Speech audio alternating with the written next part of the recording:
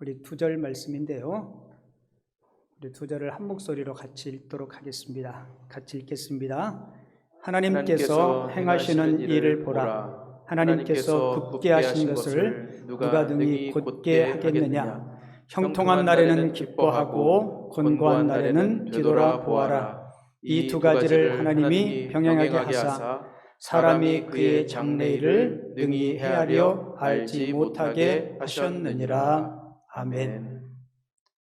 오늘 설교 제목을 같이 한번 읽어보겠습니다. 시작. 기쁨과 슬픔이 공존하는 인생. 오늘 읽은 본문 말씀을 가지고 기쁨과 슬픔이 공존하는 인생이라는 제목으로 하나님이 주시는 은혜를 함께 나누도록 하겠습니다. 저희 집 큰애가 어느 날 저한테 이렇게 물었어요. 아빠는 매일 교회 가서 뭐 하세요? 여러분, 목사님이 매일 교회에서 뭐 할까요? 우리 아들은 아빠가 하는 일을 뭐 하는지 잘 모르니까 물은 것 같아요. 제가 하는 일을 쭉 설명했어요. 예배 인도하고 설교도 하고, 그리고 설교 한 편을 하기 위해서는 설교를 준비하는 시간들이 많이 걸린단다. 그래서 설교 준비도 하고 독서도 하고 또 교회 여러 행사들이 있는데 그런 행사들도 준비하고 또 성경도 가르치고 전도도 하고, 그리고 때로는 몸이 아픈 분들이 있으면 아픈 분들을 찾아가서 위로해드리고 또 기도해드리는 일도 하고, 그리고 결혼해서 자녀를 낳으면 출산을 축복하기도 하고 돌집에 가기도 하고 결혼식에 주례를 통해서 축복도 하고, 때로는 성도님들이 돌아가시면 가서 장례 예배를 드리고 또 가족들 위로도 하고, 아빠가 하는 일이 많단다. 그 목사님이 하는 일이 많죠, 그죠? 제 이야기를 쭉 듣더니 우리 아들이 이렇게 대답했어요. 아빠는 토탈 케어를 하시네요. 뭐라고요? 토탈 케어.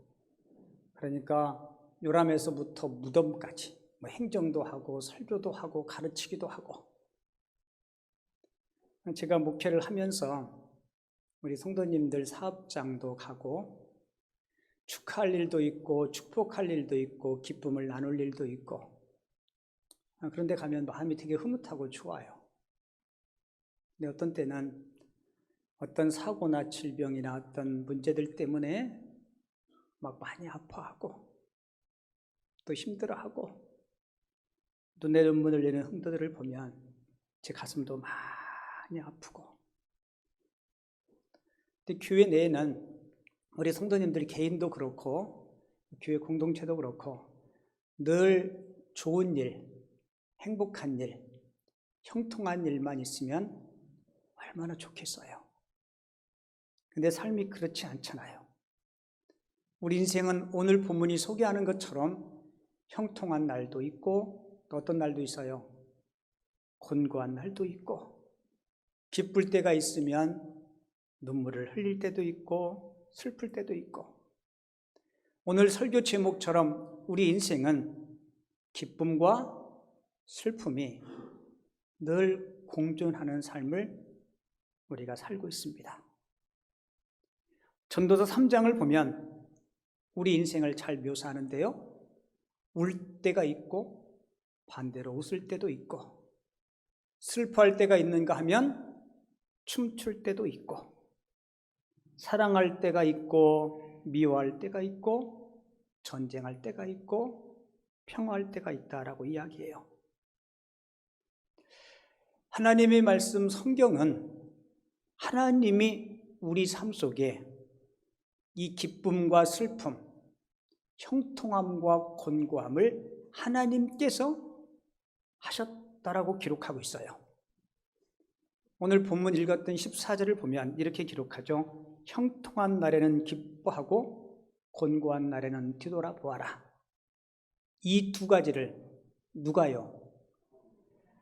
하나님이 병행하게 하셨다라고 기록합니다. 왜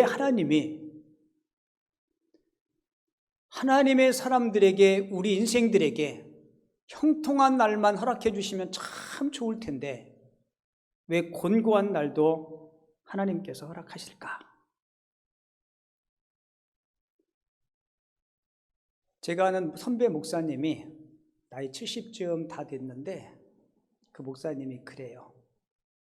목회하면서 자신의 성도들의 어떤 어려움이나 아픔을 위해서 기도할 때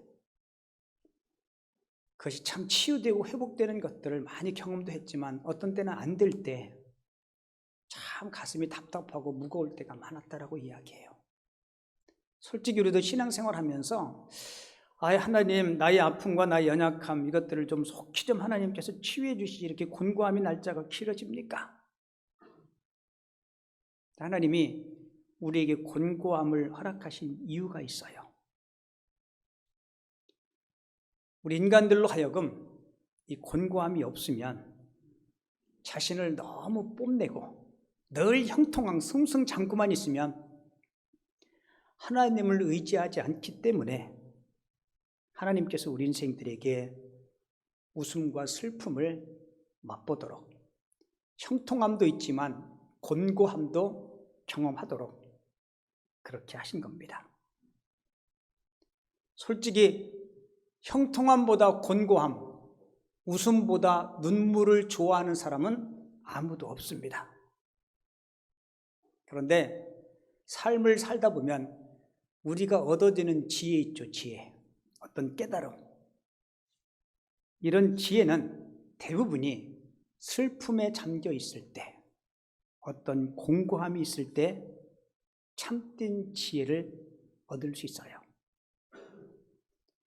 타락한 우리 인간들은 늘 형통함만 있으면 교만해지고 우리를 창조하신 하나님을 잊고 스스로 타락하고 자멸의 길에 빠지기가 쉽습니다. 그렇기에 가끔 인간은 시련을 겪는 곤고한 날이 필요하다는 것을 하나님이 아신 거예요. 이런 시련과 고난을 통해서 우리는 올바른 목표를 세우게 되고요. 그 목표를 향해서 성실하게 전진하게 되는 것입니다. 오늘 본문 13절을 보면 하나님께서 행하시는 일을 보라. 그러니까 인간의 모든 삶의 주권은 하나님 안에 있다는 겁니다. 여러분 믿으시나요? 우리 인간의 모든 삶의 주권은 하나님에게 있어요. 우리가 10대를 지나고 20대를 지나고 우리 연륜이 많으면 많아질수록 우리가 깨닫는 게 있어요. 내 인생사, 내 계획대로, 내 마음대로 안 되는 부분이 많다는 것을 우리가 새삼 많이 깨닫게 됩니다. 혹시 여러분들 중에 여러분들의 부모님을 여러분들이 선택해서 태어난 사람 있나요? 제가 초기에 마성에 와서 개척할 때 많은 사람들이 왜 거기 가서 개척을 했냐고 제가 뭐라고 대답한지 알아요? 이렇게 대답했어요. 주께서 가라 하셨습니다. 그렇게 이야기하면 더 이상 질문 안 해요. 그죠? 사실 저도 내가 어떻게 마성까지 와서 개척을 하고 목회를 했을까? 근데 지나고 보면 하나님께서 다 인도하신 것임을 깨닫게 됩니다. 여러분, 인생의 생사화복이 하나님의 주권, 주님의 손 안에 있음을 꼭 기억하시기 바랍니다. 그래서 우리는 주님의 손 밖을 벗어나면 그때부터 파멸과 인생의 불행이 찾아와요. 오늘 설교를 여러분들에게 돕기 위해서 준비한 영상 하나가 있는데요. 이 영상은 아마 3번째 보는 영상일 건데 저는 수도 없이 많이 봤는데 볼 때마다 정말 은혜가 많이 돼요. 잠깐 2분짜리인데요. 잠깐 영상 시청하도록 하겠습니다. 내 뒤에는 예, 내 뒤에는 손이 있어요. 무슨 네 손? 이전 노렸냐? 손을 빼면 어떻게 될까요? 하지 마라. 한번 빼볼게요. 안 돼, 잠깐만. 손을 뺐습니다. 강 여사 뒤에 있는 손은 이 손입니다. 손을 뺀 강 여사님은 어떻게 될까요? 아이고, 앉지도 못하시고 아무것도 할 수 없죠. 아무것도 아닙니다. 손이 없으면 이렇습니다. 여러분 뒤에도 손이 있습니다. 하나님의 손인 줄로 믿습니다. 뭐가 그리 바쁜지, 뭐가 그렇게 생각할 것이 많은지 우리는 항상 이 사실을 잃어버리고 사는 것 같습니다. 손을 한번 넣어볼까요? 만에 하나 하나님의 손이 우리에게 없었다면 이렇게 됐겠죠. 아무것도 아니었습니다. 이런 일을 버려두지 아니하시고 하나님께서는 살리신 줄로 믿습니다. 생명을 주시고 말하게 하고 꿈을 꾸게 하고 하나님을 찬양하게 하더니 하나님을 아바 아버지라 부를 수 있게 하셨습니다. 그 영원한 하늘나라에 들어가게 하셨습니다. 우리는 매일 없다라고만 합니다. 달라고만 합니다. 부족하다라고만 합니다. 아니요, 다 주신 줄로 믿습니다. 다 있다 말하십시오. 아이고, 강 여사님 왔어요. 왜 놀라세요? 보여? 뭐가 보이세요? 뒤에 뭐가 있어요? 손. 무슨 하나님의 손? 다 있어요? 다 있네. 그래서 이분들이 어떻게 보이세요 지금? 소중하시다. 그래서 대단하다. 그래서 특별하고 귀하다.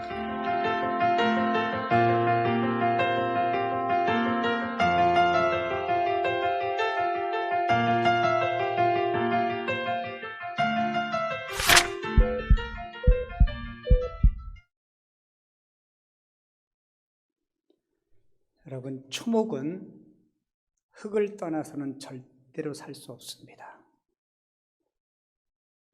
물을 떠난 물고기 또한 살 수 없어요.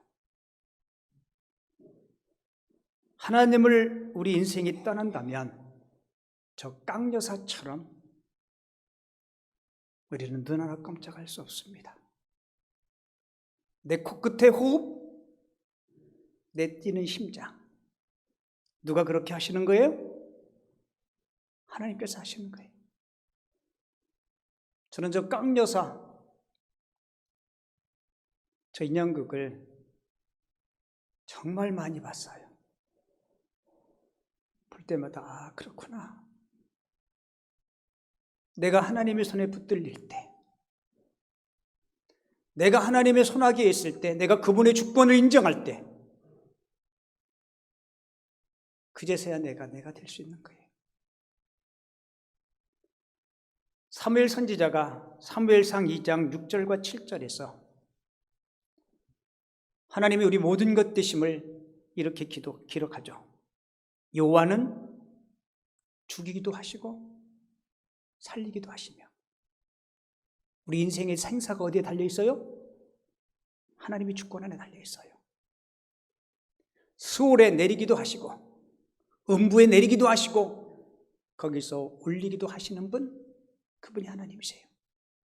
7절에 보면 여호와는 가난하게도 하시고 부하게도 하시며 낮추기도 하시고 높이기도 하시는도다. 여러분, 인간은 하나님의 손, 하나님의 주권을 벗어날 수 없는 것입니다. 우리가 하나님의 손, 하나님의 주권에서 벗어나면 파멸이요 불행임을 꼭 기억하십시오. 그래서 예수님은 마태복음 10장 29절에서 참새 2마리가 한 아사리온에 팔리는 것이 아니냐, 그러나 너희 아버지께서 허락하지 아니하시면 그 하나라도 땅에 떨어지지 아니한다라고 말씀합니다. 여러분의 삶의 모든 것의 주인이 하나님이심을 인정하시고 하나님의 손 아래, 하나님의 주권 안에 머무를 수 있는 하나님의 사람들이 꼭 되시기 바랍니다. 자, 그리고 우리가 이 대목에서 주의해야 될 것이 있어요. 그러면 하나님이 뭐 다 하시는데 내가 뭐 굳이 그렇게 용쓰고 애쓸 필요가 있나?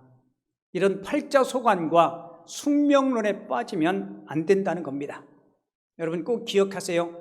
하나님의 주권과 우리 인간의 책임을 망각하시면 안 됩니다. 하나님은 전지전능하신 분이세요. 그 전지전능하신 분이 하나님이 거룩한 일에 저와 여러분들을 동역자로 불러주셨습니다. 여러분들에게 맡겨주신 일에 태만하시면 안 돼요.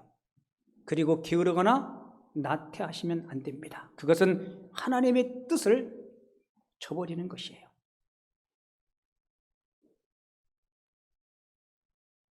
여러분, 하나님께서 하나님의 일을 하실 때 대부분이 사람을 통해서 하십니다. 맞아요, 안 맞아요? 하나님 단독적으로 하실 수 있지만 꼭 사람을 통해서 일하세요. 모세를 통해서 홍해를 가르시고 모세를 통해서 광야 백성들을 이스라엘로 인도하시고 신약의 예수님이 12 제자들 수많은 사람들을 통해서 일하세요. 여러분들은 꼭 교회일 뿐만 아니라 여러분들의 가정과 직장의 일도 마찬가지예요. 하나님의 주권, 하나님의 절대 주권만을 생각하지 말고 전능하신 하나님이 여러분들에게 맡겨주신 가정일, 그리고 직장일, 교회 사역들 충성스럽게 성실하게 잘 감당할 수 있기를 바랍니다. 자, 하나님이 주권 안에 있는 저와 여러분들, 우리가 삶을 살면서 형통할 때가 있어요. 자, 성경은 형통한 날에 뭐하라 그래요? 기뻐하라고 이야기해요. 같이 해볼게요. 형통한 날에는 기뻐합시다. 자, 본문 14절 같이 읽을게요. 시작. 형통한 날에는 기뻐하고 곤고한 날에는 뒤돌아보아라. 형통한 날에 뭐하라고요? 기뻐하고. 여러분, 형통한 날에 기뻐하는 거 그거 당연한 거죠, 그죠? 기뻐하지 말라 그래도 기쁨이 절로 솟아올라요. 근데 왜 하나님은 오늘 성경을 통해서 기뻐한 날에, 형통한 날에 기뻐하는 것은 당연하고 자연 발생적인데 굳이 하나님은 형통한 날에 왜 기뻐하라고 명령하실까? 자, 여러분 잘 귀담아 들으세요. 형통한 때는 성공한 때를 이야기하고 그리고 일이 잘 될 때를 이야기합니다. 형통한 날에 기뻐하라는 말은 내 형통함이 어떻게 되라고요? 좋게 되라. 내 형통과 내 성공이 선하게 되라는 이야기입니다. 많은 사람이 부자가 되고 형통하게 되면 교만해지기 쉽고요. 향락에 빠지기 쉽고요. 정욕적인 꿈을 꿀 수 있습니다. 그러나 믿음의 사람은 부유함이나 형통함이나 권력을 갖던 그 모든 형통함이 선하게 사용될 수 있어야 합니다. 그러니까 나의 성공과 나의 형통함이 나의 능력이 아닌 하나님의 은혜를 깨닫고 그 형통함과 그 부유함을 축복의 통로로 사용하라는 거예요. 그러니까 형통한 때는 뭐라고요? 기뻐하라. 그 형통함을 선하고 아름답게 잘 사용하라는 겁니다. 그런데 우리가 이것을 놓치는 경우가 있어요. 구약의 요셉 알죠? 요셉. 요셉은 나이 30에 총리가 됩니다. 총리가 된 후에 자신을 노예로 판 형들을 만나요. 그 형들 앞에 요셉이 이렇게 고백합니다. 당신들이 누구예요? 요셉을 판 형들. 형님들이 나를 헤아려 하였으나 하나님은 그것을 선으로 바꾸사 오늘과 같이 만민의 생명을 구원하게 하시려 하셨나니라고 기록하고 있죠. 여러분, 요셉은 자신의 성공, 자신의 형통을 자신의 배만 채우는 일에 사용하지 아니했다는 겁니다. 자신을 형통케 한 그 하나님의 뜻을 요셉은 안 거예요. 그러니까 요셉에게 있어서 참된 성공은 총리가 된 것이 아니고 총리가 된 후에 그의 삶이 좋게 되고 선하게 된 것이 요셉의 생애의 참된 성공이라는 겁니다. 여러분, 요셉의 성공의 목적은 뭐였어요? 만민, 자기 가족과 자기 민족을 구원하는 일에 요셉은 자신의 성공을 그렇게 사용한 거예요. 여러분, 너무 멋있죠? 제가 이 질문 자주 하는데 한 번 더 할 테니까 잘 듣고 대답하세요. 여러분은 잘 살고 싶으세요? 부자로 살고 싶으세요? 네? 제가 이 질문에 이렇게 대답하라 그랬죠. 부자로 잘 살고 싶다고. 여러분은 부자로 살고 싶으세요? 잘 살고 싶으세요? 그렇죠. 부자이면서 잘 못 사는 사람이 있어요? 없어요? 부자이면서 잘 못 사는 사람. 우리는 흔히 돈 많으면 부자면 잘 산다라고 이야기해요. 근데 아니에요. 부자이면서 돈 많으면서 잘 못 사는 사람 있어요. 있어요, 없어요? 있어요. 부자이면서 이런 소리 듣는 사람 있어요. 귀신은 뭐 하나 몰라. 저런 인간 안 잡아가고. 그런데 부자면서 잘 사는 사람 있어요, 없어요? 있어요. 우리 기독교인은 부자이면서 잘 살아야 되는데 그 대표적인 케이스가 요셉이에요. 그죠? 요셉은 총리였고 부자였어요. 하나님께서 그에게 주신 재물, 그에게 주신 권력, 이것들을 자기 가족과 민족을 구원하는 일에, 힘들고 어려운 이웃들을 섬기고 돕는 일에 하나님께서 주신 축복을 가지고 사용한 거예요. 저는 예수 믿는 저와 여러분들이, 저는 우리 김포 남영교회 모든 성도들이 다 부자 됐으면 좋겠습니다. 그 부를 가지고 정말 잘 살았으면 좋겠습니다. 하나님의 영광을 위해서, 필요한 이웃들을 위해서 섬기는 일에 사용하면 하나님은 그 형통함을 지금부터 쭉 형통함을 하나님께서 유지시켜 주시고 그 복을 배로 더 허락해 주실 줄을 믿습니다. 그래서 내가 형통함이 있을 때 이웃들을 돌아볼 수 있어야 돼요. 그래서 성경이 형통한 때는 뭐 하라고요? 기뻐하라. 내 배만 채우지 말고 희낙낙하지 말고 그 형통함이 좋게 선하게 사용하라는 거예요. 여러분, 우리가 도울 수 있을 때 도우셔야 돼요. 우리가 가진 것이 없어 도울 수 없다고요? 아니요. 우리는 따뜻한 말 한마디, 따뜻한 온기로도 이웃들을 도울 수 있어요. 이제 코로나가 어느 정도 소강 상태에 접어들고 올 2022년도 10월 10일에 우리 김포 남현교회 4대 비전 중 4번째를 실천하기 위해서 이웃 돕기 사랑의 파제를 합니다. 우리 김포 남현교회 4대 비전이 있죠. 4번째가 뭐예요? 눈 절로 돌리지 말고 저를 보시고, 우리 김포 남현교회 4대 목표, 4대 비전은 천국의 기쁨을 경험하고 천국을 확장하는 교회, 이게 선교와 전도예요. 두 번째는 그리스도의 복음으로 개인과 이웃과 민족을 치유하는 교회. 세 번째는 다음 세대를 준비하는 교회, 인재 양성이에요. 하나님의 사람을 세우는 사명. 네 번째가 뭐예요? 예수님의 사랑을 실천하는 교회. 우리가 흔히 사랑이라는 이야기들을 많이 하지만 구체적으로 그 사랑을 실천하는 것이 여러분 쉽지 않습니다. 우리 김포 남현교회는 4대 비전을 이루기 위해서 개척 초기부터 절기헌금과 바자회와 우리 성도님들의 구제비를 전액 100% 다 이웃들을 위해서 섬기는 일에 사용하고 있습니다. 코로나 때문에 2년 동안 못했고 이제 10월 10일에 이웃 돕기 사랑의 바자회를 해요. 수익금이 얼마일는지는 몰라요. 근데 제 마음속에 엄청나게 많은 수익금보다 우리가 성실하게 그 일을 하는데 더 중요하다고 생각해요. 바자회를 하면 담임 목사를 위시해서 우리 온 성도님들이 힘들어요. 그날 쉬는 날인데 쉬지도 못하고 와서 국수도 삶아야 되고 김밥도 말아야 되고 헌옷 정리도 해야 되고. 여러분, 사랑의 이웃 돕기 과제 안 하면 편해요. 편할까요? 안 편할까요? 편해요. 제가 제일 편해요.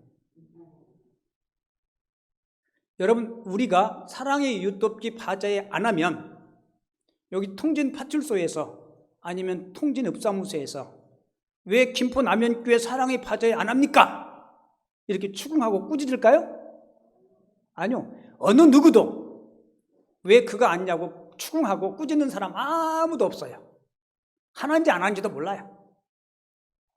근데 왜 힘들고 어려운데 우리가 그걸 해야 됩니까? 우리가 흔히 그걸 일컬어서 사명이라 그래요. 하나님께서 우리에게 주신 사명. 그리고 우리가 그 일을 해야 우리 영혼이 건강하고 여러분들이 가정이 더 풍성한 복을 누릴 수 있기 때문에 그 일을 하는 거예요. 여러분, 목사가요, 편하려고 그러면 하염없이 편할 수 있어요. 담임 목사가 교회 아침에 출근하는지 안 하는지 출석부 도장을 찍는 것도 아니고 누가 체크하는 것도 아니고, 그런데 목회를 열심히 하려고 하다 보면 해야 될 일들이 한도 끝도 없어요. 근데 저는 최소한 김포 남현교회 담임 목사로서 신앙의 양심으로서 하나님께서 내게 맡겨주신 일을 내가 할 수 있는 역량 안에서 최선을 다하는 거예요. 아마 어저께 이제 바자회 때 각 조를 섬겨야 될 조장들에게 아마 연락이 갔을 거예요. 조원들도 있고 성도들도 다 참여하고. 여러분, 쉽지 않은 일이에요. 하지만 보람 있는 일이고 하나님이 기뻐하시는 일이기 때문에 우리는 그 일을 해야 됨을 여러분들이 꼭 기억하시기 바랍니다. 그리고 나눌수록 더 풍성해지고 내가 누군가를 돕고 섬기죠. 그러면 더 많은 수십 배의 복을 하나님께서 우리에게 주세요. 예를 하나 들어볼까요? 나눠주면 수적으로는 줄어들고 망할 것 같죠. 그러나 결론적으로는 그렇지 않아요. 여러분, 짐승 세계도 한번 볼까요? 소나 양은 젖도 주고 고기도 주고 옛날에는 노동력도 제공하고 이렇게 다 줘요. 죽으면서도 줘요. 그런데 그 수가 주나요? 지구상에 제일 많은 숫자가 아마 소나 양일 거예요. 근데 반면에 주지는 않고 늘 잡아먹는 호랑이나 사자는 숫자가 점점 줄어들고 있어요. 그래서 예수님께서 구제하고 돕는 자에게 하나님께서 주실 축복을 이렇게 약속하셨는데요. 누가복음 6장 38절, 주라. 그 앞에 도와를 넣어서 같이 읽어볼게요. 시작. 도와주라. 그리하면 너희에게 줄 것이니. 누가 주겠다고요? 하나님께서. 내가 이웃을 도와주면 하나님이 나를 주겠다는 거예요. 어떻게 준다고요? 후히 되어 누르고 흔들어 넘치도록 하여 너희에게 안겨주리라. 할렐루야. 우리 저것 때문에 하는 거예요. 여러분, 믿기는 장사 안 쳐. 우리 저것 때문에 하는 거예요. 우리가 하나를 주었더니 하나님은 30을 주시고 60을 주시고 100을 주세요. 여러분, 믿으십니까? 그러니까 여러분들 결코 손해보는 일이 아니에요. 이건 하나님께서 보증하신 것이고 하나님께서 약속하신 겁니다. 여러분의 형통함이 좋게 되고 선하게 될 수 있기를 주님의 이름으로 축원을 드립니다. 내 형통함이 내 능력이 아니라 하나님의 은혜임을 깨닫고 축복의 통로로 하나님 앞에 거룩히 쓰임받는 하나님의 사람들이 꼭 되시기를 바랍니다. 근데 인생에는 늘 이런 형통함만 있는 게 아니에요. 삶을 살다 보면 실패와 좌절과 곤고함이 엄습할 때가 있습니다. 그래서 오늘 성경은 곤고한 날에는 뒤돌아보아야 할 것을 우리에게 교훈해 줍니다. 14절 볼게요. 형통한 날에는 기뻐하고 곤고한 날에는 뭐라고 얘기해요? 뒤돌아보아라 라고 이야기하죠. 여러분, 자동차 있죠? 자동차에서 제일 중요한 게 뭐예요? 다 중요하죠. 핸들 없는 자동차 생각해봐요.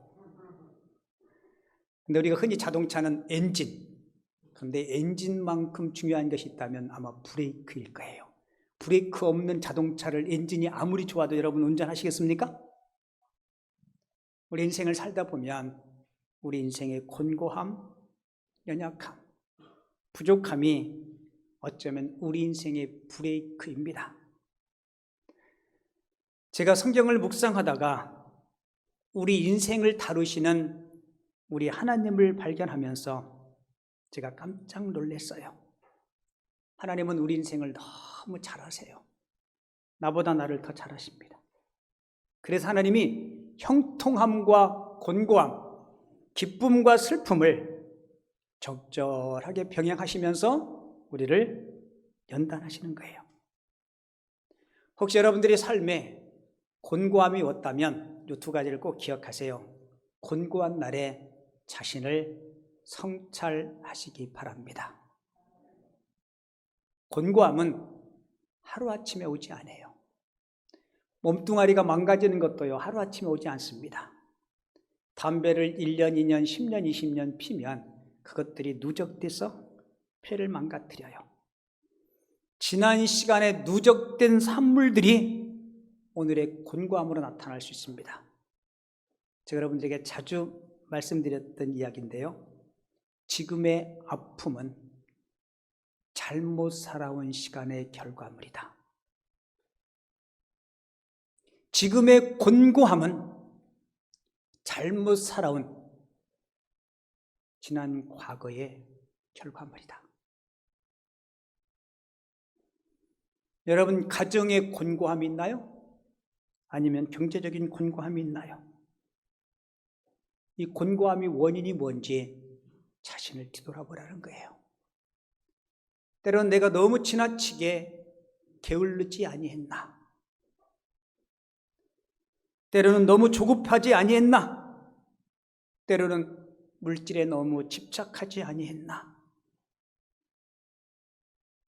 이 곤고함 때문에 나를 성찰하고 깨닫고 바로 나를 다시 바로 잡으면 하나님은 우리를 바르게 다시 세워주는 하나님이심을 꼭 기억하시기 바랍니다. 그러니까 곤고함은 하나님께서 나를 바른 길로 인도하시기 위한 하나님의 방편이라는 사실이에요. 그리고 곤고한 날을 통해서 형통한 날에 깨닫지 못했던 그런 하나님의 은혜를 깊이 깨달을 수 있기를 바랍니다. 우리 비전센터 건축하고요, 제 마음속에 비가 한번 흠뻑 와야 될 텐데 제가 왜 그 생각을 했을까요? 비가 와야, 장마철이 돼야 어디 누수되는 곳이 있는지 없는지 우리가 확인할 수 있죠. 그 확인을 해야 누수의 원인을 찾고 비 새는 곳을 막을 수 있어요. 여러분, 인생의 곤고함도 그런 겁니다. 그래서 시편 기자는 이런 고백을 해요. 고난 당하는 것이 내게 유익이라. 여러분, 저 말에 다 공감하나요? 아멘은 입으로 하는데 싫어요. 여러분, 고난이 뭐가 유익이에요? 아프고 힘든데. 근데 시편 기자는 고난이 유익이라고 하네요? 왜요? 이 고난 때문에 내가 주님의 말씀, 주님의 율례, 주님의 뜻을 배우게 되었기 때문이라고 이야기해요. 여러분, 삶에 어떤 곤고함이 있을 때 내 삶을 천천히 한번 뒤돌아보시기 바랍니다. 이 곤고함도 하나님이 우리에게 주시는 하나님의 은혜요, 하나님의 숨겨진 다른 사랑의 방법임을 기억하십시오. 그리고 인생에 곤고할 때 하나님을 바라보십시오. 누구 바라보라고요? 하나님을 바라보십시오. 간혹 신방을 하다 보면 목사님, 저희 가정에 제 개인적으로 어떤 문제가 있는데 이 문제가 해결되면 그때 교회 나갈게요. 여러분, 그 대답이 맞나요? 제가 그러면 이렇게 이야기해요. 성도님, 그 문제 해결을 위해서 하나님을 찾으십시오. 그 문제 해결을 위해서 하나님을 바라보십시오. 길은 하늘에 있습니다. 시편 121편 1절에서 시편 기자가 이렇게 이야기하죠. 내가 산을 향하여 눈을 들리라. 나의 도움은 어디서 올까? 여러분 인생의 곤고함에 도움이 어디 있었어요? 천지를 지으신 여호와께로서라고 말씀하고 있죠. 하나님은 저와 여러분들을 지으신 분이고 또 나보다 나를 더 잘 아시는 분. 여러분 삶이 힘들고 어려울 때 내가 그 문제를 해결하려고 노력도 해야 되겠지만 하나님 꼭 바라보시기 바랍니다. 그리하면 반드시 감사할 일이 올 거예요. 우리가 부르는 복음송 가운데 괴로울 때 주님의 얼굴 보라라는 찬양이 있죠. 2절에 보면 힘이 없고 내 마음 연약할 때 뭐라고 얘기해요? 힘이 없고 내 마음 연약할 때 능력의 주님 바라보아라. 주의 이름 부르는 모든 자에게 뭐 주세요? 힘 주시고 늘 지켜주실 줄을 믿습니다. 눈을 들어 주를 보라. 내 모든 염려 주께 맡겨라. 여러분이 찬양에서 계속 강조하는 게 뭐예요? 주님을 보라는 겁니다. 내 인생에 곤고함이 있을 때 주님을 찾으라는 거예요. 슬플 때에 주님의 얼굴 보라. 사랑의 주님께서 안식을 주시리라. 솔직히 너무너무 힘들고 고난이 지속될 때 어떤 때는 자포자기하고 포기하고 싶을 때가 분명히 있을 겁니다. 여러분 꼭 기억하세요. 하나님은 나의 연약함을 너무 잘 아시는 분이세요. 그래서 감당할 수 없는 시험을 허락지 아니하시고 시험 당할 즈음에 하나님은 어떤 길도 예비해 주세요? 우리가 피할 수 있는 길도 주님께서 예비해 주십니다. 어느 무명 시인의 시를 여러분들에게 소개해 드릴게요. 어떤 돌도 꽃처럼 물 위에 뜰 수 없다. 하지만 만일 그대가 배를 갖고 있다면 그 배는 수십 킬로그램의 돌을 실어도 물에 뜰 것이다.